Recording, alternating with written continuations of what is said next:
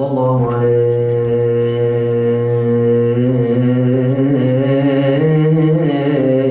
يا رسول الله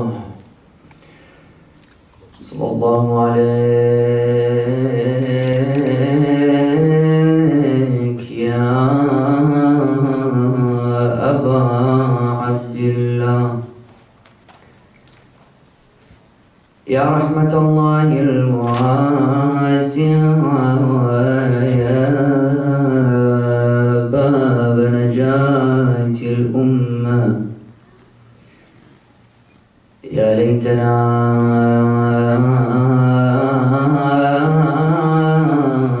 كنا معكم سادتي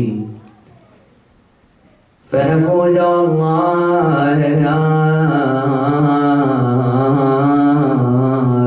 فوزا عظيما. السلام على الحسين وعلى علي بن الحسين وعلى أصحاب الحسين.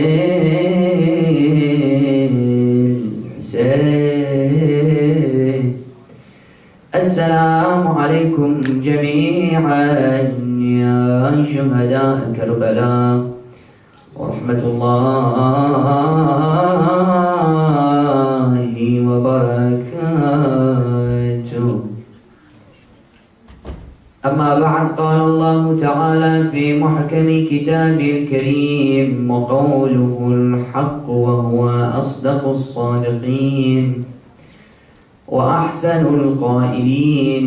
بسم الله الرحمن الرحيم.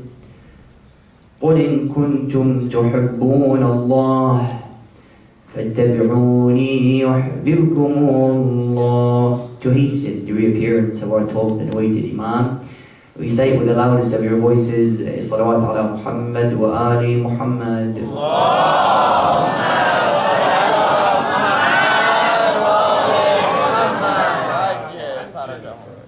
My respected brothers and sisters in Islam, Assalamu alaikum wa rahmatullahi wa barakatuh.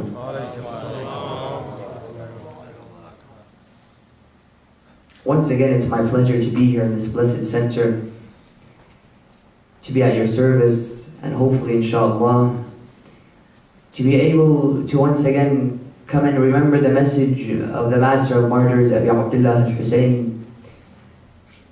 That when we come and we attend these majalis, we're actually sending a profound message on three levels. A message to ourselves, a message to the people, and a message to Allah subhanahu wa ta'ala. That I come and I attend this majlis telling myself on the first level that despite the fact that Abu Abdullah al-Hussein died numerous years ago, 1400 years ago he died, he was massacred, his blessed head was severed, yet I'm still coming forward to the center, crying and feeling the ache in my heart, almost as if Imam al-Hussein alayhi salam died yesterday. And this is actually one of the most intriguing aspects of the thawrah and of the tragedy of Abu Abdullah al-Hussein. That today you go forward to anybody in the world, a historian, a researcher, and you tell him, give me one incident in history that took place as tragic as it was, as great as it was, as vicious as it was, and ask him, is it still being remembered today? You know, on the 10th of Muharram, only 72 people died from the army of Abu Abdullah al-Hussein. Yazid ibn Muawiyah had, according to numerous narrations, 30,000 soldiers with him. Let's say 15,000 of them were killed, if you want to raise it to the max. 15,000 plus 72, let's say 15,072 people died, 61 AH, in the land known as Karbala. In World War II, in World War I, in the Vietnamese War, much more than that died. More than 30,000. Nearly 1 million people died in World War I. When I ask the world, we should all be asking the world, is anybody commemorating World War II in such a sad way? In such a depressing way? Honestly, there's no better way to put it. It's a depressing way we remember Abu Abdullah al-Hussein. Not only do our tears fall, but we wear black, we sit down, and we hit ourselves with passion. And what's so fascinating is that you find even a youth who's 12, 13, 14 years old, sitting down, crying about Abu Abdullah al-Hussein, wearing black, hitting himself, shouting, Labbayka ya Hussein, almost as if his mother died, not Abu Abdullah al-Hussein died. That Allah comes and says, look at Karbala, there is a secret ingredient that existed within Karbala that allowed it to be this incident that indeed transcends time, that indeed transcends history. That on the first level, I come to these majalis and I sit down despite the fact that I have many other things I could be doing in my day-to-day life. Yet I sit down and I say, I am going to come and remember you, O Abu Abdullah. On the second level, I'm sending a message to the world. That I come and I curse the Yazid of yesterday, and I make it so clear that Yazid was a man of atrocity, Yazid was a man of oppression, Yazid was a despotic ruler, a tyrant. Yet I'm sending a message not to Yazid, because Yazid died many years ago. I'm sending a clear message to the Yazid of today. That yes, I come and I curse the Yazid of today, or the Yazid of yesterday, yet I'm simply sending a message to the Yazid of today. Brothers and sisters, it saddens me that we find in the world today, many people come forward and they tend to curse the Yazid of yesterday. La'anatullahi ala Yazid. La'anatullahi ala Shimr, for example. Yet we fail many times in our own communities to find the Yazid of today. As in, what's the point of focusing on the tragedies of Imam al-Hussein, on the tragedies of Karbala, if I fail to speak out against what's happening in Palestine, for example? If I fail to speak out about what's happening in Bahrain, in Afghanistan, in Pakistan. You know, in Pakistan, there's an area known as Parachinar, Pakistan, where people get killed simply because of their names. His name is Hussein, off with his head. I know personally where I come from Iraq. I know within Iraq there came a time where atrocities against the fallen of Ahlul Bayt reached such a level that you would be passing the borders and the man would ask you, what's your name? If your name had anything to do with Ahlul Bayt, instantly he would kill you. What's your name? Haydar? Off with your head. What's your name? Ali? Off with your head.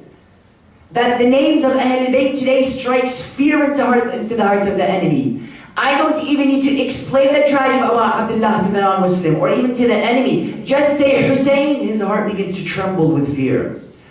That's when we come to these majalis, I say, oh Abu Abdullah, I support you. And just as I supported you, oh Hussein of yesterday, today I'm going to go and search for the Hussein, and I'm going to follow him, and I'm going to speak out against the Yazid of today. What's happening today, for example, in Connecticut, if we come in, we speak about Abu Abdullah al-Hussein, but we fail to mention the killings that took place in Connecticut. 28 innocent children who were killed. Do you know that? 28 innocent children. A vicious man. He's a terrorist. You want to speak about terrorism? That's a terrorist.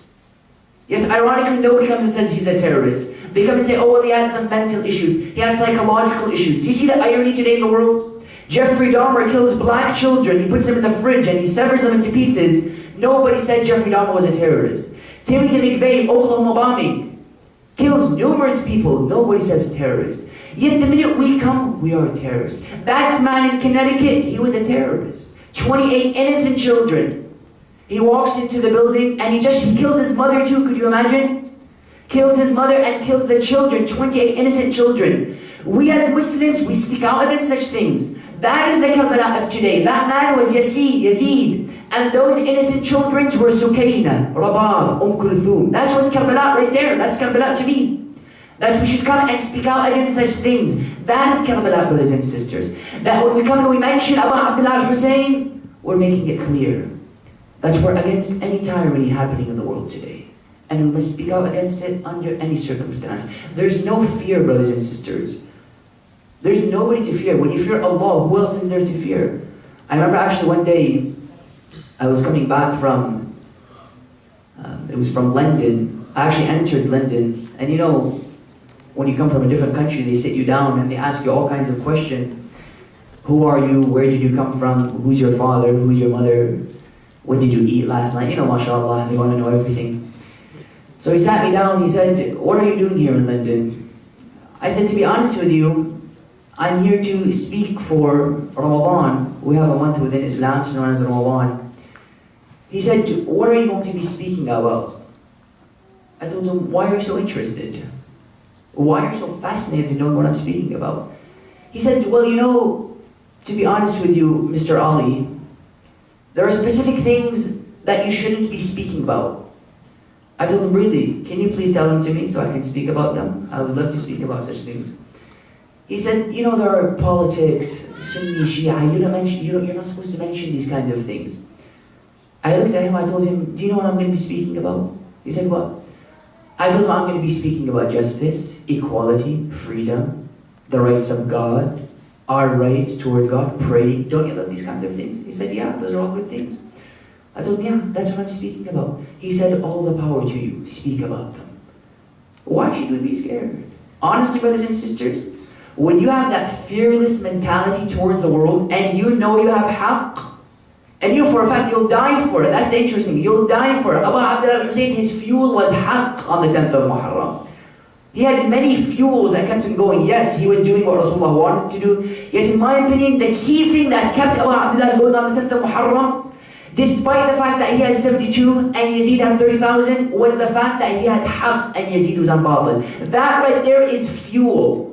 We should take that fuel, grab onto it, and go wherever we are in life. Go to your schools, grab that haqq because you have it. You're walking in the streets, grab that haqq because you have it.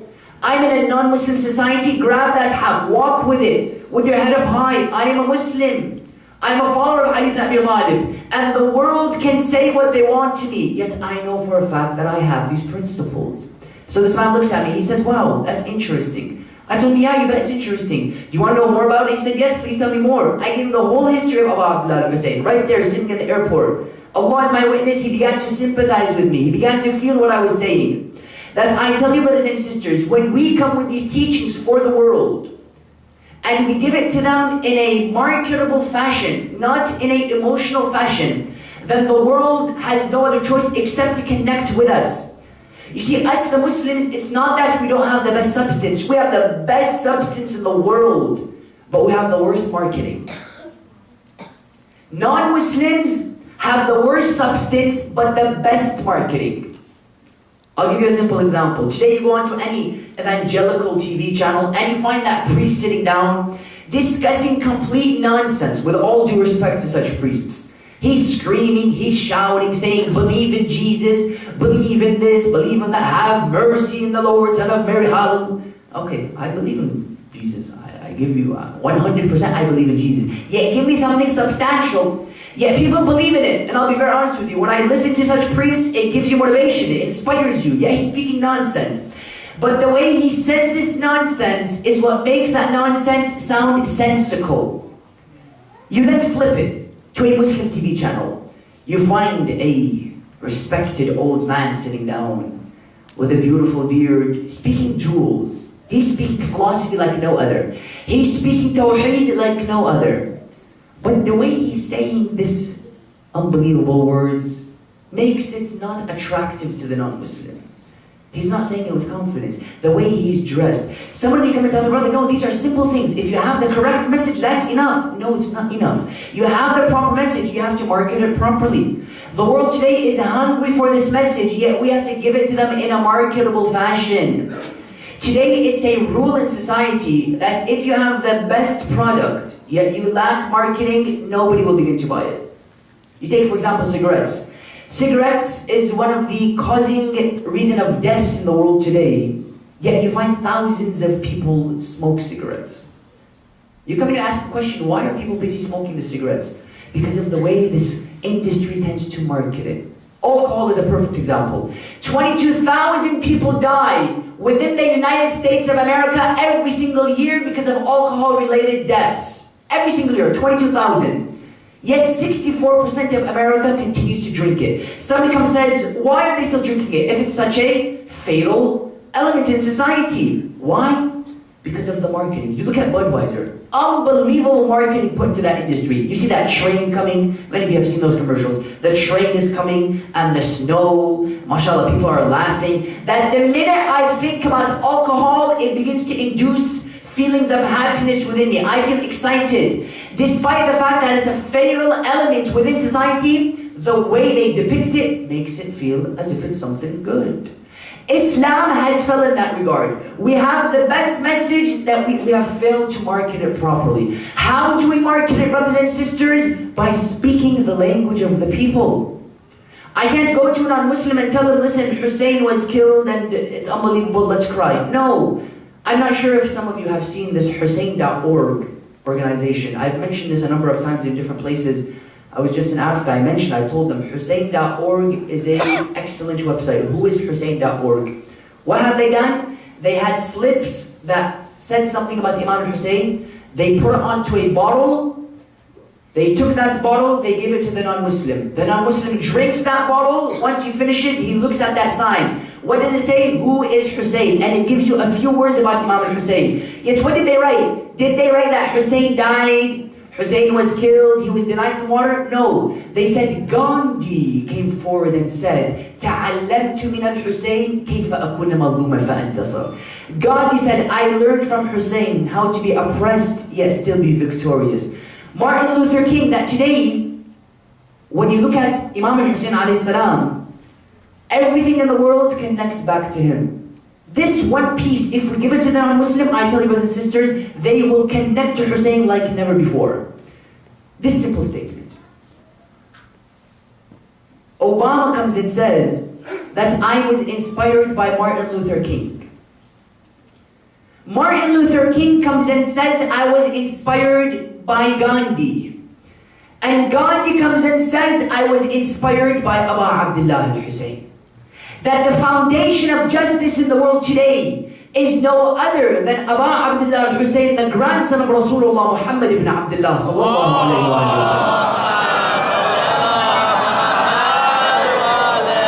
sallam. Today we come and tell you that Gandhi was inspired by many people and he inspired others as well.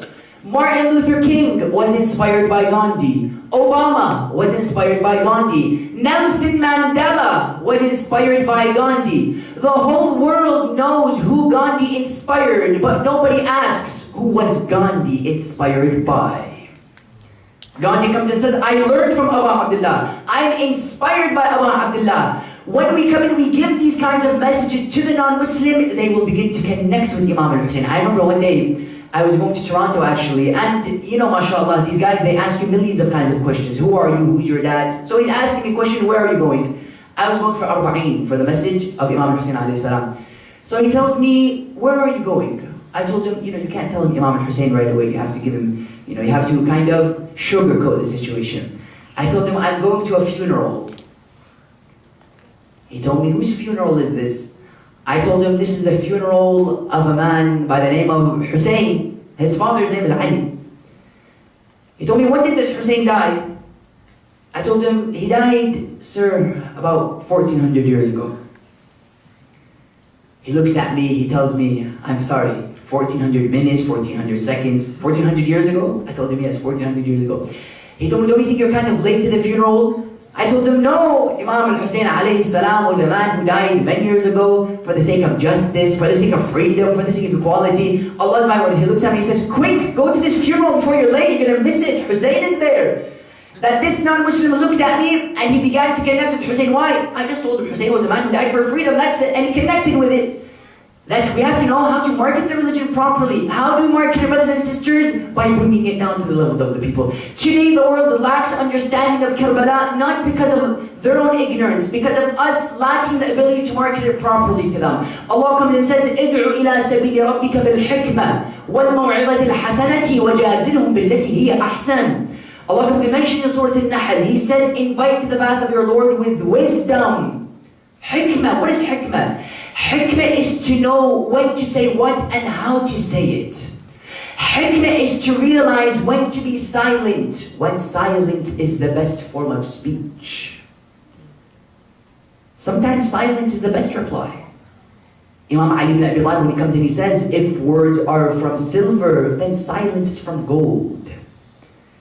See, sometimes you look at specific people and he's just talking. You try to understand, what is he saying? I want to comprehend it. He's just going at it. You see, because a wise person has something to say, whereas a fool has to say something, isn't it? A wise person has something to say, yet a fool, he has to say something. Hikmah, wisdom, is to know when to speak. Sometimes what you're saying is proper, it's legit, it's correct, yet it's not the correct timing. Imam al-Hasan alayhi salam, some people come in doubt, why did he, for example, make that bay'ah, that sulh with Muawiyah? That was incorrect. Yes, if you examine the incident by itself, it may have been incorrect. Yet when you take it into perspective, it was an act based on wisdom. There was hikmah behind it. Imam al-Hasan knew exactly what he was doing. That's when Allah comes and says, ادعو إلى سبيل ربك بالحكمة. Wisdom is what? Imam Amir al-Nun comes and puts it. He says, wisdom is a tree that stems from the heart and gives its fruits on the tongue. Look at the language of Amir al-Mu'mineen. Look at the profound verbiage of Imam Amir. You know Imam Amir al-Mu'mineen, he's known as Amirul Kalam, Kalamul Amir. The prince of words are the words of the prince, meaning Ali ibn Abi Talib. He comes in, he says, wisdom is a tree. It begins from the heart and it gives fruits on the tongue. Allah continues, says, ادعو إلى سبيل ربك بالحكمة والموعظة الحسنة, and kind wording. Meaning, I may disagree with Khalifa 1, Khalifa 2, Khalifa 3. Yet, it doesn't mean I should go around cursing them. Today you find all around the world people are cursing people who are respected in different sects. Yes, we have the truth, and we know for a fact that they were mistaken, and they were people who held errors in their actions throughout history. Yet, does that mean I should go around cursing them? No. I simply see the action of such an individual, and I go to that person from a different sect. I tell him, listen, within your own books, within Bukhari, within Tirmidhi, within Ibn Dawood's books, you tell him, these books mention that this Khalifa did this, this and this. Allah comes and says, وَالْمَوْعِظَةِ الْحَسَنَةِ, kind wording. My goal is not to prove that I'm right and he's wrong. It's to melt his heart to come to my path. You take somebody such as Imam al-Hasan alayhi salam, who was one day leaving Medina and then coming back from his trip. He found that there was a man with him who looked at him and he told him, oh man, there is a guy by the name of Ali ibn Abi Talib. I hate that man. I can't handle him. He just makes me feel sick. Imam Hassan keeps on walking. They reach the final destination. He turns to him, he tells him, oh man, perhaps you don't know me. Let me identify myself to you.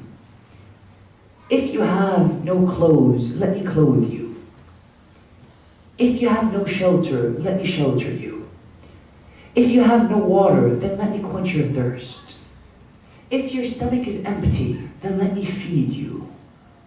The man turns around to me, tells him, oh man, who are you? Who is your father? He says, I am Hassan, son of Ali ibn Abi Talib. He says, you are Hassan? He says, yes, I am Hassan. He says, your father is Ali ibn Abi Talib? He says, yes, that's my father. He tells him, oh Hassan, bear witness that I entered Medina, hating nobody more than you and your father. I leave Medina, loving nobody more than you and your father, Ali ibn Abi Talib, salawatullahi wa salam.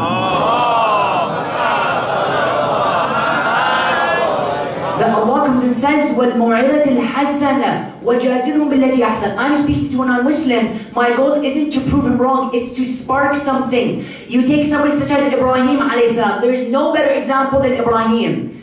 They say Ibrahim alayhi salam, when he noticed that the people of his time were worshipping these idols, instantly Ibrahim would do what?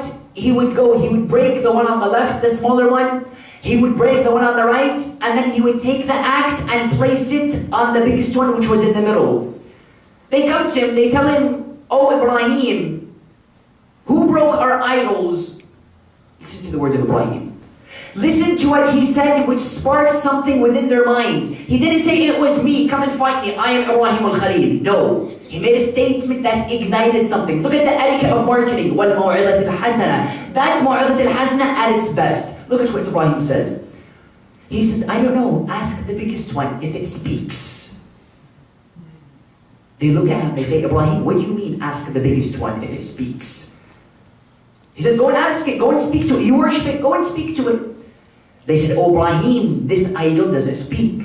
This idol doesn't move. This idol doesn't eat. This idol doesn't even walk, for goodness sake. What do you mean go and ask it?" He said, "Exactly my point. You're worshipping something that doesn't move. How can you worship something and expect it to protect you if it can't even protect itself? Doesn't make sense." Instantly they came to a conclusion. Allah comes and says, فَرَجِعُوا إِلَىٰ أَنفُسِهِمْ. They came back to themselves. What did Ibrahim say that was so effective? Did he say, "Yes, it was me, that's it, come and fight me, Bismillah, I'm ready"? No. He said, "Go and ask it." He sparked something. A non-Muslim comes to me, he asks me something about the religion of Islam. I don't tell him, "You are a non-Muslim, you're going to go to hell, you're going to burn like a charcoal in the bottom of the fire." No. I come and I explain to him the greatness of Jesus within the religion of Islam. How effective is that? I don't explain to him the greatness of Muhammad. I can do that. Yet I begin with his ballgame first. I say, "Do you know how great Jesus is in Islam? Jesus is mentioned 28 times within the Holy Quran, whereas Rasulullah is mentioned only 4 times. Could you imagine how effective that is? Mary is the only female mentioned by name within the Holy Quran. Isn't that effective? Jesus within Christianity is known to be dead. You know Jesus is dead. I believe Jesus is alive. Tell me, who's more effective?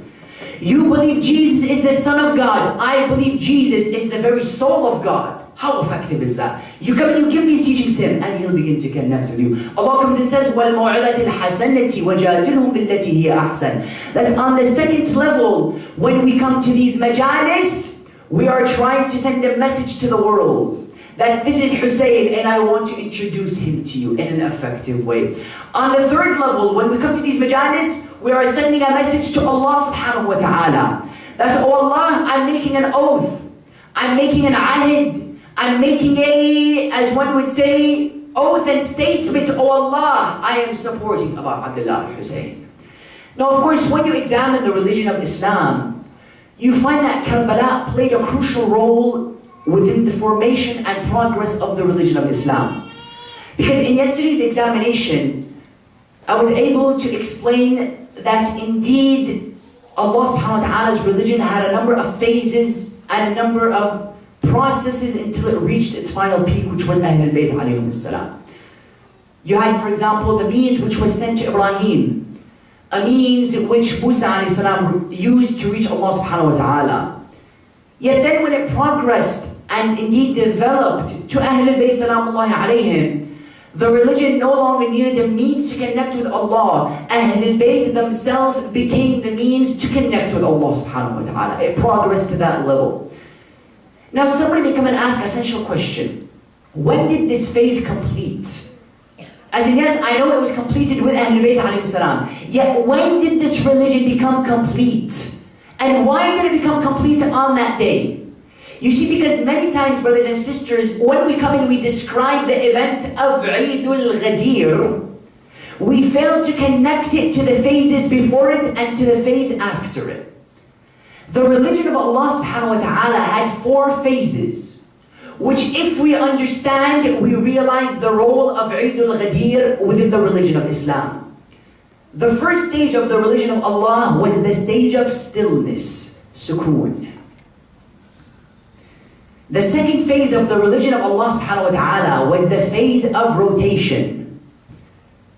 The third phase of the religion of Allah was the phase of movement.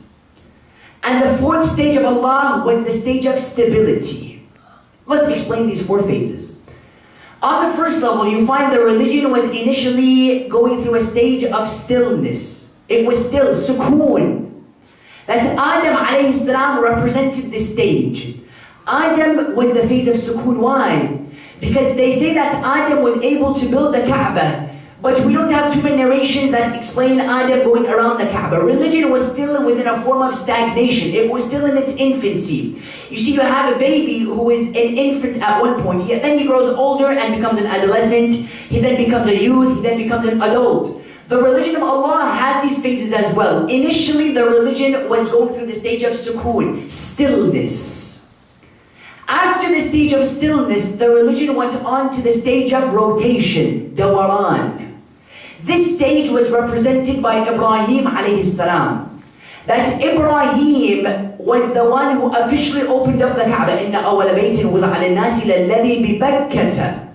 Allah comes and says the first house that Allah has created and indeed established as His symbol and His representation is the Kaaba. That phase was represented by Ibrahim. That's why when we speak about Hajj, we say هَذَا حَجٌّ إِبْرَاهِيمِي. This is an Abrahamic pilgrimage because it was established by Ibrahim. Brothers and sisters, for 5,000 years, Ibrahim was phasing the religion within, which was known as movement and indeed rotation. Ibrahim would go around the Kaaba. He would go around the Kaaba. Adam would go around the Kaaba. Isa alayhi salam would go around this as known as Kaaba. He would always go around it. It was that phase of rotation, rotation, rotation. Yet those 5,000 years were a stage of rotation which was building something. It was winding something up. And this is a crucial point I would like for you to understand.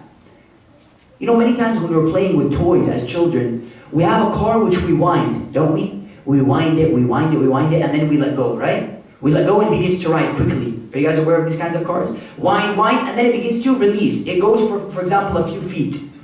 The religion of Allah was being winded by Ibrahim. Winding, winding, 5,000 years. Kaaba, going around it. إِنَّ أَوَّلَ بَيْتٍ وُضِعَ لِلنَّاسِ وَأَذِّنْ فِي النَّاسِ يَأْتُوكَ رِجَالًا. Allah comes and says, invite them. He's winding something. That Hajj is a means to something else. That Allah subhanahu wa ta'ala makes it clear that Ibrahim is going around, around, around until it reached the stage of movement. The car began to move. It was being winded for 5,000 years by Ibrahim. Then it was launched. It bounced. It began to ride. What was that stage of movement? That stage of movement was Eid al-Ghadir. Eid al-Ghadir was the blast off of the 5,000 years of rotation by Ibrahim alayhi salam. Somebody comes and says, what do you mean? Hajj is a means to Eid al-Ghadir and Karbala. What do I mean by this? Hajj is theoretical, whereas Karbala is practical. Hajj prepares you for Karbala. It prepares you for Eid al-Ghadir. Somebody comes and says, what do you mean? Within Hajj, I go around the rock Kaaba. I'm going around this Kaaba, known as Al-Hajr al-Aswad, for example, made out of brick. I'm going around it, I'm circumambulating this Kaaba. Yet Karbala teaches me to go around the human Kaaba, which is who? Abu Abdullah al-Hussein. You see, in Karbala, they treated Imam Hussein as a Kaaba. They would cling on to him. Habib al-Mullah said, oh Abu Abdullah, if we're killed not once, but twice, resurrected and killed once again, wallah, we will never leave the path of Allah subhanahu wa ta'ala. That Imam represented that Kaaba. That's why even Ali ibn Abi Talib, Rasulullah comes and explains him. He says, Aliyun fikum kal-Ka'bati fil Islam. He says, Ali to you is like the Kaaba in Islam. Why is Ali ibn Abi Talib the Kaaba? Allah is coming and sending a message. He's saying, Eid al-Ghadir is when the rock Kaaba became a human Kaaba. It began to formalize. It began to actualize. Religion began to have life. Wilayah brought life to the religion of Allah subhanahu wa ta'ala. Eid al-Ghadir was that time when Allah subhanahu wa ta'ala ignited life within the religion. Someone becomes and say, give me an example. Before Ali ibn Abi Talib, religion was a laptop without internet. I'm going to make it very simple. You see, today if you come and bring a laptop to somebody, it may be the most effective laptop in the world, but it doesn't have an internet. Can you send an email to the person sitting next to you? It's an iPad, for example. It's, for example, an Apple or an Orange, you know, mashallah, all of these different names today, they come BlackBerry, Blueberry, Orangeberry. Imagine you have this laptop, and it's the most unbelievable laptop in the world. It's bedazzled, it's shining, it has a pink cover, yet there's no internet in this laptop. Could you send an email to the person sitting next to you? You can't. Religion before Eid al-Ghadir was a laptop without internet. It was there. The shell was there, but substance was not there. The shell was there, but there was no life into the picture. Imam Amir al-Mu'mineen came and internet. He brought connection, Wi-Fi to the laptop. That's why I never thought of it. He came and he connected life. That's why when Allah comes and says, يَا أَيُّهَا الَّذِينَ آمَنُوا اسْتَجِيبُوا لِلَّهِ وَلِلرَّسُولِ إِذَا دَعَاكُمْ لِمَا يُحْيِيكُمْ وَاعْلَمُوا أَنَّ اللَّهَ يَحُولُ بَيْنَ الْمَرْءِ وَقَلْبِهِ. Allah comes and says, invite to the path of Allah and His Prophet, to that which brings you life, hayat. Wilayah is life. Eid al-Ghadir was the time when the rock Kaaba became a human Kaaba. Furthermore, Eid al-Ghadir was the time when the letters became words. What do I mean by this? Letters became words. You had many letters. Each prophet was a letter.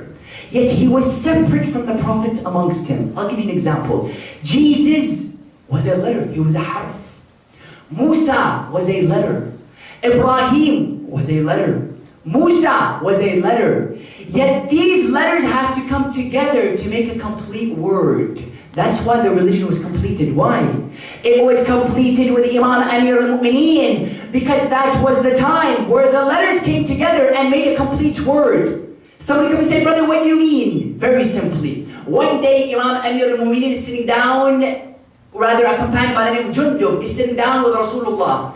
Rasulullah turns to Jundub. He tells him, Ya Jundub, if you want to see Jesus and his asceticism, Musa and his strength, Abraham and his patience, Ayub and his patience, Yusuf and his beauty, Isa and his love for Allah, then turn around and look at the man who shall pass by, who is like the moon and sun in radiance, and like the stars shining bright. Jundub says, I turned around and I saw no other than Ali ibn Abi Talib, salawatullahi wa salam. That's when Allah comes and says, وَكُلَّ شَيْءٍ أَحْصَيْنَاهُ فِي إِمَامٍ مُبِينٍ. Everything we have manifested it into a clear Imam. Imam Amir al-Mu'mineen comes and says, أَنَا وَاللَّهِ الْإِمَامَ الَّذِي يَفْرُقُ بَيْنَ الْحَقِّ وَالْبَاطِلِ. He says, I'm that Imam that deciphers between haqq and batil. That yes, Jesus was a letter, Musa was a letter, yet all of the characteristics of those prophets were encapsulated and came together within the character of Ali ibn Abi Talib. And for that reason, only when the hand of Amir al-Mu'mineen was raised by the hand of Rasulullah, the verse came down, chapter 5, verse number 3, saying, الْيَوْمَ أَكْمَلْتُ لَكُمْ دِينَكُمْ وَأَتْمَمْتُ عَلَيْكُمْ نِعْمَتِي وَرَضِيتُ لَكُمُ الْإِسْلَامَ دِينًا بِوِلَايَةِ مُحَمَّدٍ وَآلِ مُحَمَّدٍ. That Eid al-Ghadir was when the letters became the words. Furthermore, Eid al-Ghadir was the time when the silent Quran became a speakable Quran. You see, each Imam had the book with him. Yet Eid al-Ghadir was that time when the silent Quran began to become a speakable Quran. That's why Imam Amir al-Mu'mineen comes and he says, Saluni, saluni, qabla an tafqiduni, fa'inni anal Quran al-Natiq. He says, ask me before you miss me, because indeed I am the speakable Quran. That Eid al-Ghadir was the time when the silent Quran became a speakable Quran.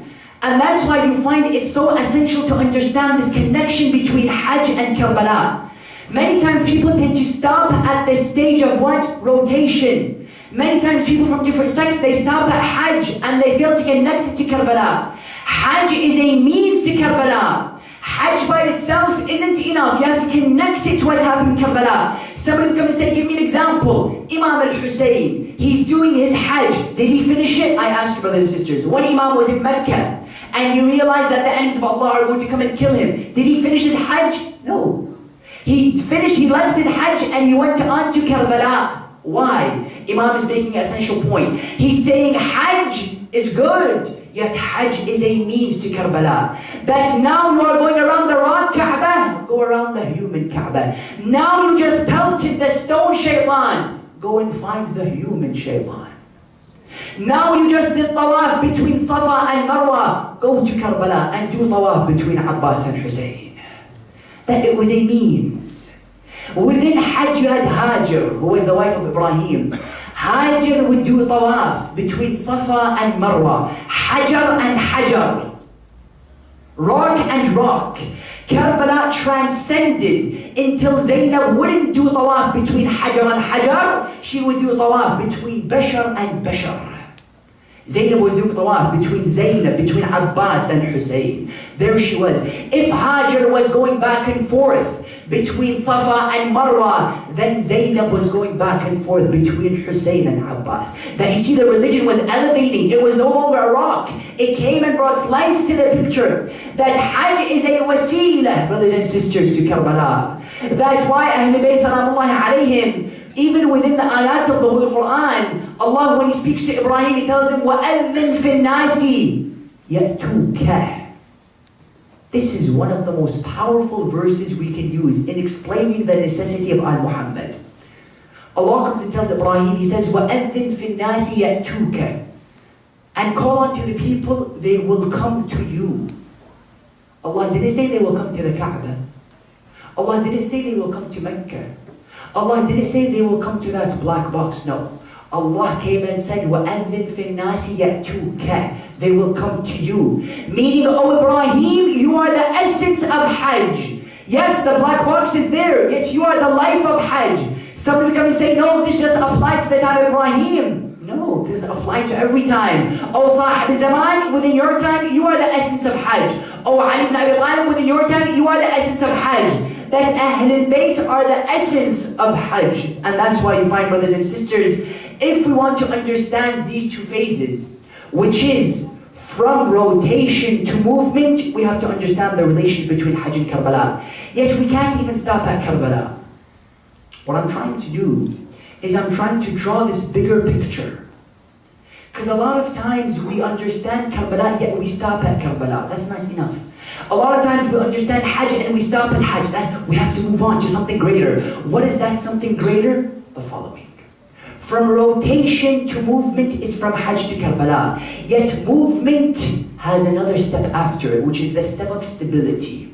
Because I mentioned you have 4 stages. Sukoon, stillness, which was Adam.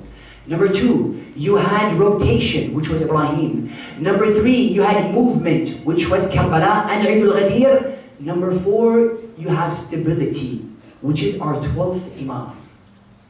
Karbala is a means to understand the message of Sahib al-Zaman. I can't stop at Karbala. Many times we stop at the tear and we fail to connect it with the smile. See, because within Islam you have a tear and then you have a smile. That tear is Aba Abdullah al-Hussein. Yet that tear fell to be ignition for the smile of Sahib al-Zaman. الدمعة الحسينية هي وسيلة للضحكة المهدوية.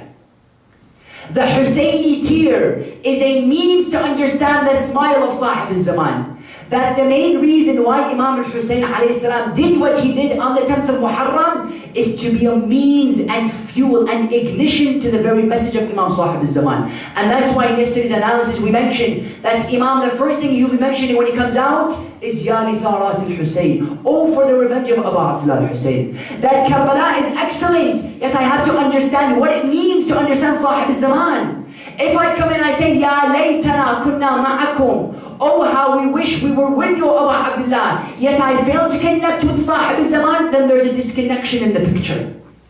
I have to say, oh Hussein, I want to be with you, therefore I'm going to prepare for Imam Mahdi. The main way we can see, if we're truly saying we want to be with you, Abu Abdullah al-Hussein, and we will prove this, is if we are obedient to the message of Sahib al-Zaman. Brothers and sisters, we live in the most crucial time in the world today. We have our Imam waiting for us around the corner. And he's waiting for us. You know, a lot of times I come and I ask myself, I say, is Imam Mahdi in Ghaiba, or is it us that are in Ghaiba? Imam Sahib al-Zaman comes and says, I was ready at the age of 5. I was born infallible. I could have been released at that very time. Yet it's not me that's not ready. My Shia aren't ready. You know, when we come in, we describe Imam Mahdi alayhi salam, we say that he has 2 names. He's known as Muntazir and Muntazar. He is being awaited, yet he is waiting. Yet more than us waiting for Imam Mahdi is waiting for us. Imam Mahdi comes and says, I'm ready, Wallah, I'm ready. Yeah, it's my Shia that aren't ready. What am I supposed to do? That's why when Imam comes and mentions Ziyarat Nahiyah, he says, لَأَبْكِيَنَّ عَلَيْكَ صَبَاحًا وَمَسَاءً وَلَأَبْكِيَنَّ عَلَيْكَ بَدَلَ الدُّمُوعِ دَمًا. He says, oh Imam, I will cry upon your tragedy day and night. Meaning Imam is ready. Imam sees what's happening in Bahrain, brothers and sisters. Imam sees what's happening in Pakistan. And his blood is boiling. His skin is itching for him to stand up and do something. Yet there is a barrier. Who is that barrier? Unfortunately, we have to say that that barrier is us. We are the means to Imam Mahdi's message, and we are the barrier to Imam Mahdi's message. Imam comes and says, I am ready, yet I'm waiting for you. Have we prepared ourselves for Imam Mahdi? Have we truly asked ourselves, if Imam Mahdi was to come out tomorrow, would I be one of those chosen as his soldiers? It's very sad to say that many times we forget Imam Mahdi. You know, they say one of the signs of the mu'mineen is that when he stands up from his bed, the first thing that he says is, Assalamu alayka ya sahib al-zaman. Peace be upon you, O the Imam of my time. That I build that connection with the Imam. I'm in my school, I'm taking a test. I don't know if I'm going to pass this test or not. You know, right now we had some brothers who were telling me they're taking the SATs. I don't know if I'm going to pass it. I say between me and Allah, Adrikni ya sahib al-zaman. Help me, O sahib al-zaman. I'm driving, I'm in a difficult situation, I'm missing an appointment. I say, Adrikni ya sahib al-zaman. To that little instant, yes, even to that little moment, I remember sahib al-zaman. Because Imam is there, he's not dead, brothers and sisters. He's there, he's alive, he's roaming this universe. He's waiting for us, yet we have to build that connection with him. That's why when we mention within our ziyarah, speaking about Ahlul Bayt, we say, أشهد أنك تسمع الجواب وترد الدعاء. تسمع الدعاء وترد الجواب. We say, oh Sahib al-Zaman, we bear witness that you hear our call and you reply to it. Meaning Imam Sahib al-Zaman hears us and he replies to us. Yet we have to announce that salutation to him and say, Salaamu Alaikum, O Mahdi, with sincerity. I have to feel it. I have to really want to connect with my Imam, especially as youth. Youth, the special thing about us, the youth, is that we still have unfertilized soils, meaning our hearts are still pure. Whatever you plant on the heart of this youth, it will begin to grow. You see, Imam Amir al-Mu'mineen, alayhi salam, he comes and he says it. He says the heart of the youth is like an uncultivated piece of land. What's an uncultivated piece of land? Meaning an unfertilized land. You know, today when you're driving, for example, from the house to this masjid, you see a lot of unfertilized lands. Meaning what? They're empty. There still isn't a building planted on these lands. There's still nothing has been put on these lands. Imam comes and says that the heart of the youth is like an unfertilized land. Meaning what? It's still empty. Whatever you plant on this heart, it will begin to grow. You plant on that heart the love of dunya, then the love of dunya will begin to grow. You plant on that heart the love of akhirah, it will begin to grow. There is no better seed to plant in our hearts than the seed of Sahib al-Zaman. It will begin to grow and it will grow tremendously. It will not only affect our character, but it will shape us, whoever we are. Wherever we are, whatever we do, we begin to tell ourselves, I'm connected to Sahib al-Zaman. Now somebody come and ask a question, brother, how do I prepare for my 12th Imam? I know that my Imam is there, how do I prepare for him? There is no better way to prepare for a 12th Imam than to ask ourselves if we're prepared for death. If a human being is prepared for death, then he has just answered the question to himself that he's prepared for Sahib al-Zaman. Death is a training course for Sahib al-Zaman. If I'm ready for death, then I have just told myself that I'm ready for Sahib al-Zaman. Many times we say, oh Sahib al-Zaman, I want to be with you. Yet we fail to realize that we still haven't prepared ourselves for death, for maut. كُلُّ نَفْسٍ ذَائِقَةُ الْمَوْتِ, as the ayah comes and says. Because the beauty about death is that it doesn't discriminate. You may be a prophet, you may be an imam, you may be a poor person or a rich person. Death comes to you. Because Allah only sees you as a name on a list, regardless of who you are. Even if you're a prophet. There was once a prophet by the name of Sulaiman alayhi salam. They say that Sulaiman was known for his dominion, for the money that he had. You know, when we speak about Warren Buffett, for example, or Donald Trump, or for example, all of these rich, different people. Sulaiman was on top of the list. Allah comes and says, there is nobody as rich as Sulaiman. They say that Sulaiman one day was in his castle, and he saw an angel coming in.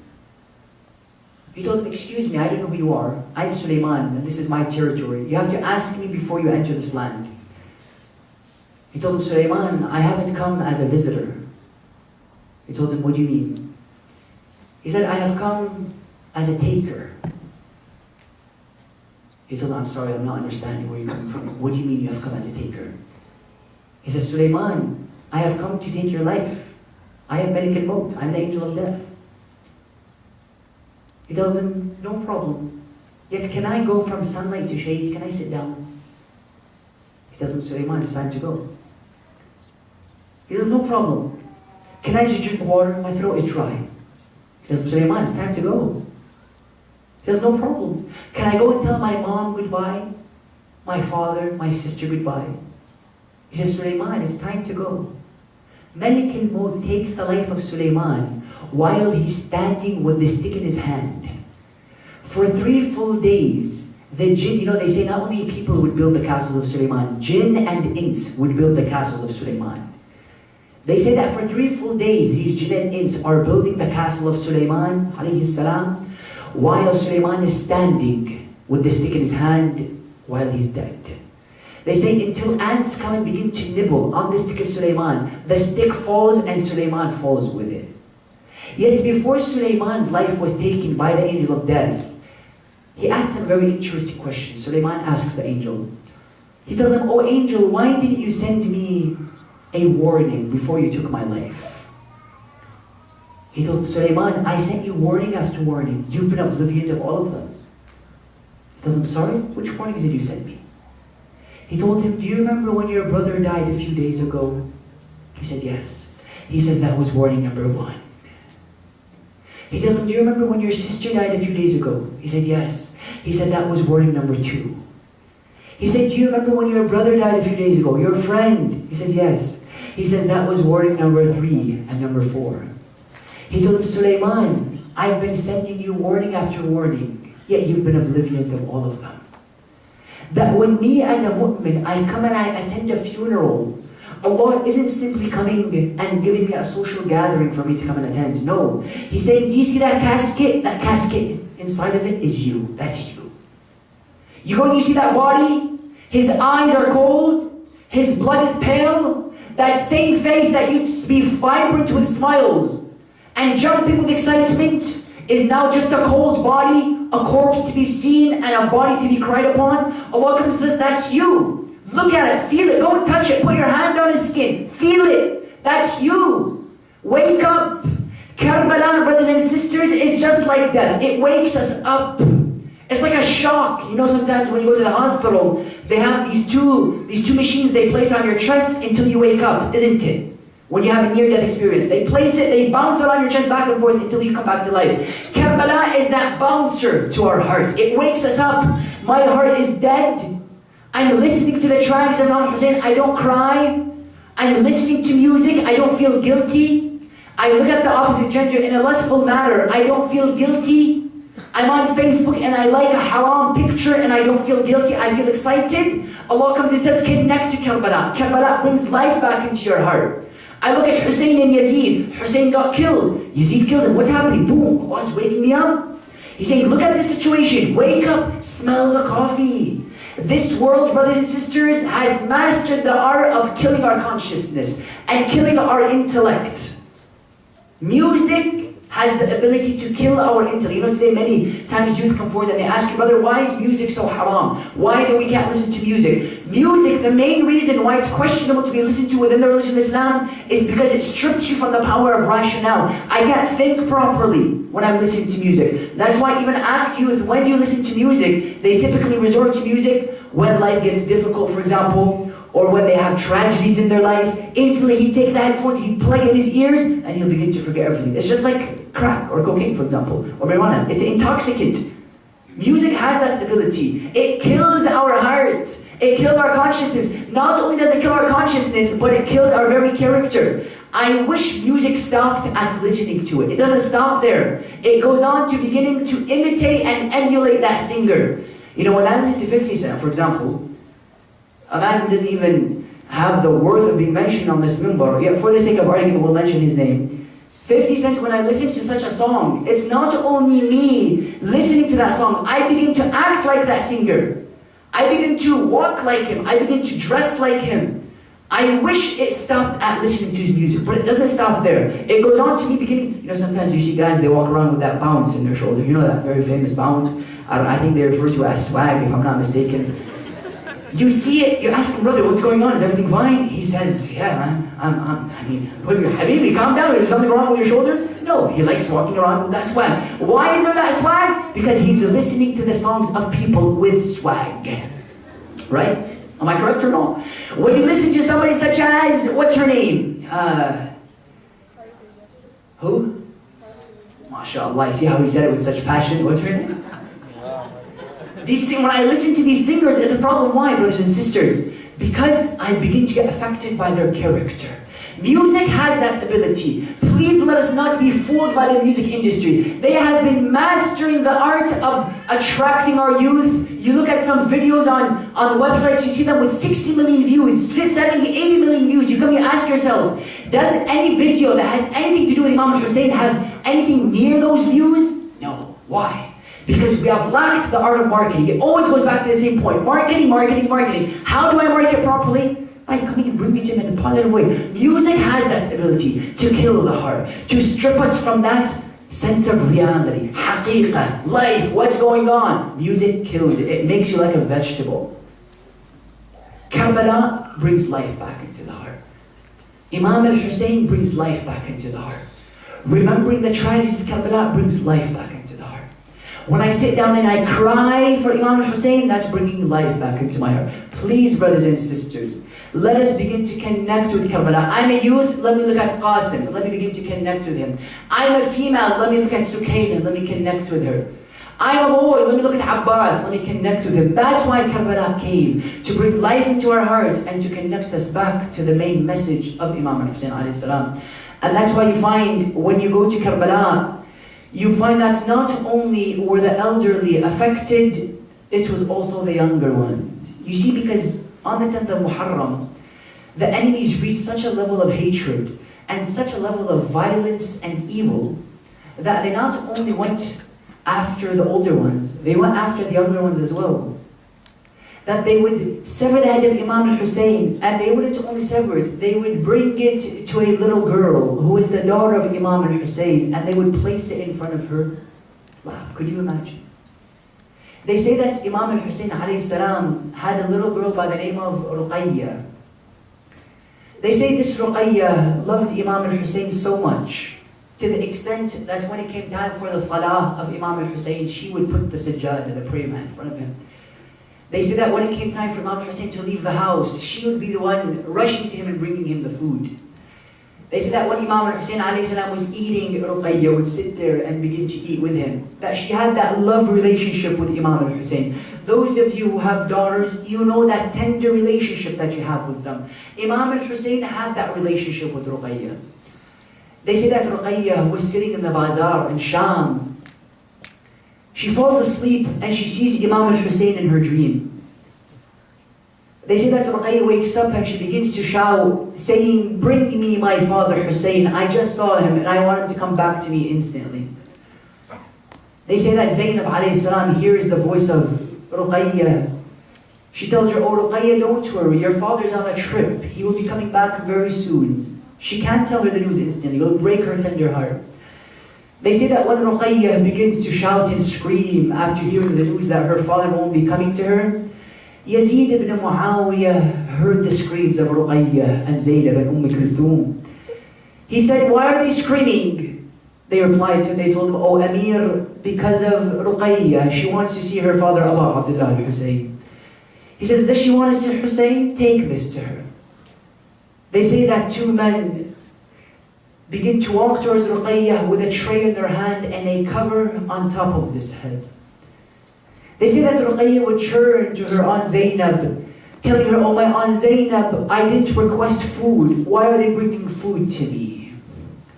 Zainab begins to cry because she knows this isn't food coming to Ruqayya alayhi salam. They say that Ruqayya is there sitting down, they come and they place this tray with a cover on top of it in front of Ruqayya alayhi salam. They remove the cover from that tray. And Ruqayya sees the head of Imam al-Hussein alayhi salam. Brothers and sisters, imagine this little girl speaking to the bloody head of her father, Imam al-Hussein. She gets closer to that head. She begins to speak to it, saying, Walidi, Walidi, Kallimni ana Ruqayya. Ruqayya began to say, my father, speak to me, I am Ruqayya. They say that while Ruqayya was speaking to that of Zainab alayhi salam is approached by Imam Zain al-Abidin. He tells her, Amma Zainab, irfa' al-tifla an ra's walidin. Imam tells Zainab, oh my Aunt Zainab, remove Ruqayya from the head of my father. They say that Zainab turns to him saying, oh Zain al-Abidin, why? Let her speak to her father Hussein. They say that Imam turns to Zainab saying, Wallahi, faqad matat al-tifla. Saying, oh Zainab, the child has died.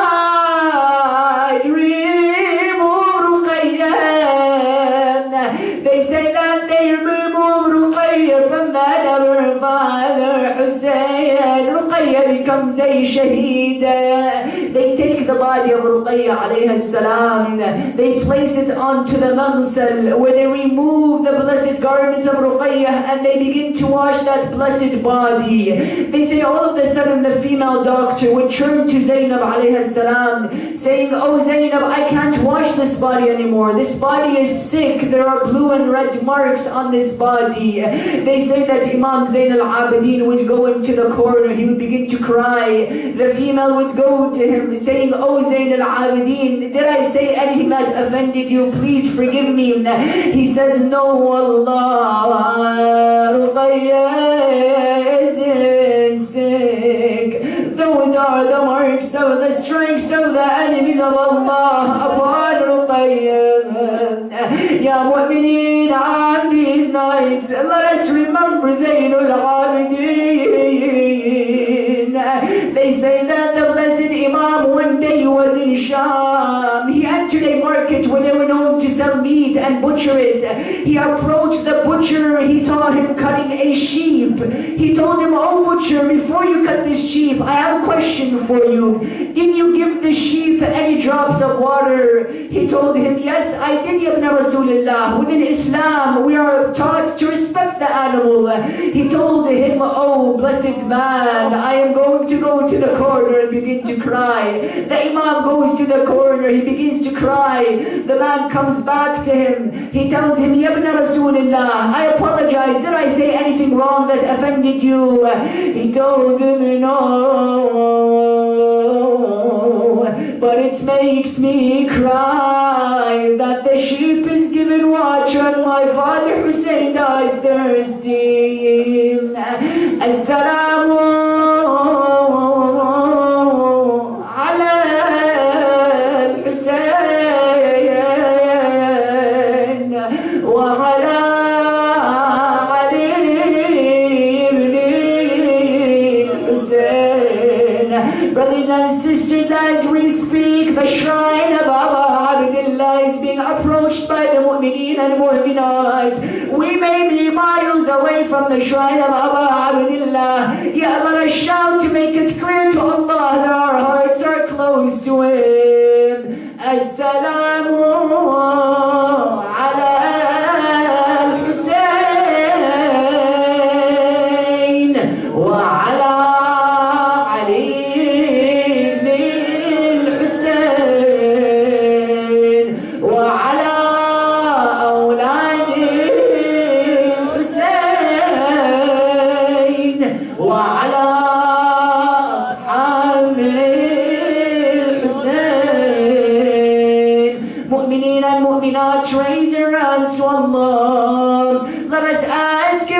these tears in our eyes, that we make an oath with Aba Abdullah on this night. Any sins that we have, we want them to be forgiven. Any mistakes we have in our life, we will begin to make them better. If we have disrespected our parents on a night like this, we will improve our relationship with them. Brothers and sisters, everybody has mistakes, everybody has sins in their life. Yet if we ask Allah by the musibah of Aba Abdullah, there is no way Allah will leave our dua unanswered. Let us raise our hands and recite the ayat al-mubarakah amma yujib with the loudest of our voices, asking Allah to answer our du'as. Bismillah ar-Rahman ar-Rahim. Amma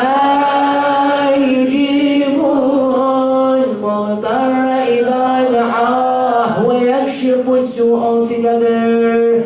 Amma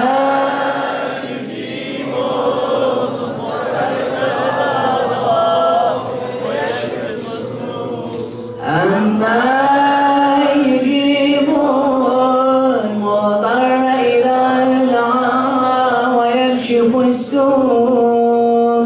Amma yujibu al-mudarra idha da'a.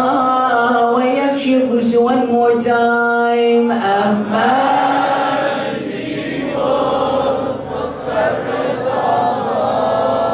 Ya kashif as-su' ikshif as-su' anna ya Allah. Allahumma shafi kulla marid bihaqqi marid Karbala Zayn al-Abidin. Allahumma ansur al-Islam wal-Muslimin واخذل الكفر والمنافقين. اللهم عجل لوليك الفرج واجعلنا من أنصاره والمستشهدين بين يديه. Brothers and sisters, with these tears in our eyes, let us all stand and recite Dua al-Hujjah with the loudest of our voices. Allahumma salli ala Muhammadin wa ali Muhammad. Allahumma kun li walika al-Hujjah al-Hasan. Salawatuka alayhi wa ala abai all together fi hadhihi as-sa'a wa fi kulli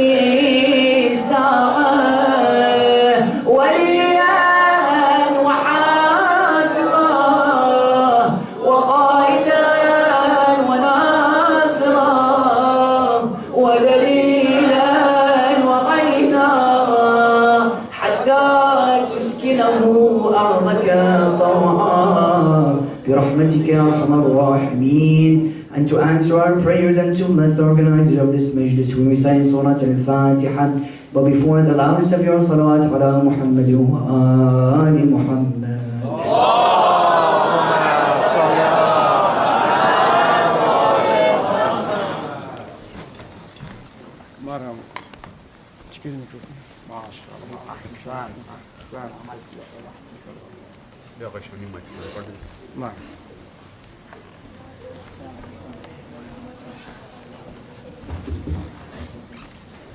ما شاء الله.